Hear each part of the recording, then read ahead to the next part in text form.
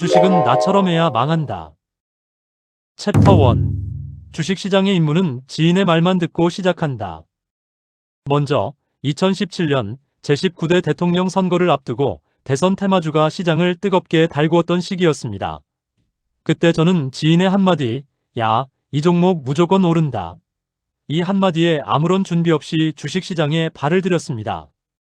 이평선이 무엇인지 ROE, BPS, PER, PBR과 같은 기본적인 사항조차 이해하지 못한 상태였습니다.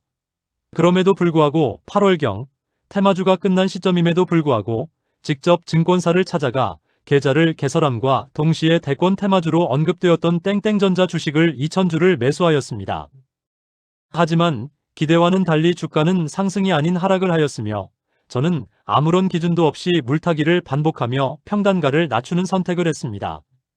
이렇게 시간을 보내던 중 얼마 지나지 않아 주가는 반등하며 매수가를 넘어섰고 결국 소폭의 수익을 내며 익절을 하게 되었습니다. 돌이켜보면 이 경험은 나의 실력이 아니라 초보자의 행운이었습니다. 챕터 2. 산업의 흐름을 큰 틀에서 보기보다는 테마주만 쫓아다닌다. 그런데 더욱 흥미로운 일은 제가 익절하고 나온 이후에도 해당 종목의 주가는 등락을 반복하며 몇 개월 사이 제가 익절했던 가격 대비 약 80%에서 90% 이상 추가 상승하며 정점에 도달했습니다. 저는 이때 차트를 보면서 들었던 감정은 단순했습니다. 이 종목을 조금만 더 들고 있었으면 100% 수익인데 하며 아쉬워했습니다. 지금 돌이켜보면 이 시점부터 저는 산업의 큰 흐름이나 기업의 펀더멘탈과 지속 가능한 모멘텀보다는 단기적인 급등락에서 오는 스릴에 더 집중하기 시작했습니다. 그리고 그때는 전혀 몰랐습니다. 나중에 나에게 찾아올 먹구름을 말이죠. 챕터 3. 본업은 때려치고 전업으로 주식을 한다. 그래서 결정합니다. 주식으로도 먹고 살 수 있겠다고 말이죠. 생각해보세요. 몇 개월 만에 투자금 대비 100%에 가까운 수익을 낼 수 있는 시장이 있는지 그 가능성을 직접 두 눈으로 직접 확인하고 보니 가슴이 벅차오르지 않을 수 없었습니다. 만약 1,000만 원을 투자했다면 1년도 아닌 몇 개월 만에 2,000만 원이 될 수 있다는 시장을, 반대로 시중은행 정기예금을 떠올려보면 2017년부터 2018년까지 평균 금리는 약 2%대 수준, 1,000만 원을 맡겨도 연이자는 20만 원에 불과합니다. 1년에 20만 원이라는 거죠. 이렇게 비교를 해보니 주식으로 월 5%만 꾸준히 수익을 낼 수만 있다면 충분히 승산이 있다는 판단이 들기 시작했습니다. 여기에 더해 유튜브와 각종 매체에서는 하루 만에 몇 퍼센트 수익, 주식으로 자산을 일군 사례들이 끊임없이 노출되었습니다. 결국 제 눈과 귀에 들어온 것은 단 하나, 수익률이었습니다. 그리고 확신하게 됩니다.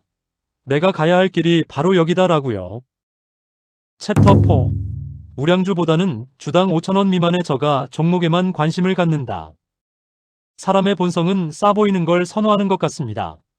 5,000원 미만의 주식은 싸 보이고 5만 원짜리 주식은 비싸 보이더라고요. 이쯤 되니 종목을 바라보는 기준도 달라지기 시작했습니다. 주당 가격이 높은 종목은 왠지 모르게 부담스럽게 느껴졌고 무겁고 느리게 움직이는 우량주보다는 짧은 시간에 크게 움직이는 변동성이 큰 종목에 눈이 가기 시작했습니다. 특히 테마주의 경우 하루에도 6%, 많게는 10%대 이상 급등락하는 모습을 보면서 이런 생각이 들었습니다. 내가 종목을 잘 잡기만 한다면 하루 만에 목표 수익률을 달성할 수도 있지 않을까? 이처럼 단순한 계산이 머릿속을 지배하기 시작했고 결국 투자 기준을 가치와 성장이 아닌 변동성이 큰 종목으로 바뀌게 됩니다. 그 결과 자연스럽게 5,000원 미만의 저가 종목들만 보게 되었고 가격이 싸 보인다는 이유 단 하나로 투자의 방향이 완전히 왜곡되기 시작했습니다. 지금 돌이켜보면 이 시점부터 저는 좋은 기업이 아니라 변동성이 큰 테마 종목만을 골라 사고 팔고 있었습니다. 챕터 5. 물린 종목은 끝없이 사랑하라. 손실이 나면 선택해야 합니다. 인정하고 나올 것인가 아니면 끝까지 버틸 것인가를 나는 선택해야 합니다. 투자 격언 중에 이런 말이 있습니다. 종목과 결혼하지 말라. 하지만 저는 달랐습니다. 한 번 맺은 인연은 끝까지 간다는 생각으로 손실이 발생한 종목을 놓지 못했습니다.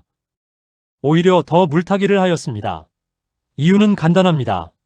언젠가는 오르겠지. 이건 다시 올라올 종목이야 라고 믿으면서 말이죠.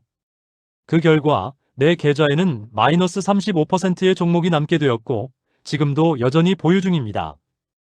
정리해보면 간단합니다. 남의 말을 듣고 종목을 사고 펀더멘털과 모멘텀은 무시하고 싸 보이는 것만 사고 물리면 끝까지 버틴다. 이렇게만 하면 주식은 정확하게 망합니다. 이었습니다. 이어지는 2편은 매수한 종목이 물리면 놔두고 새로운 종목을 찾아 매수한다로 이어가겠습니다. 감사합니다. 파트너 우진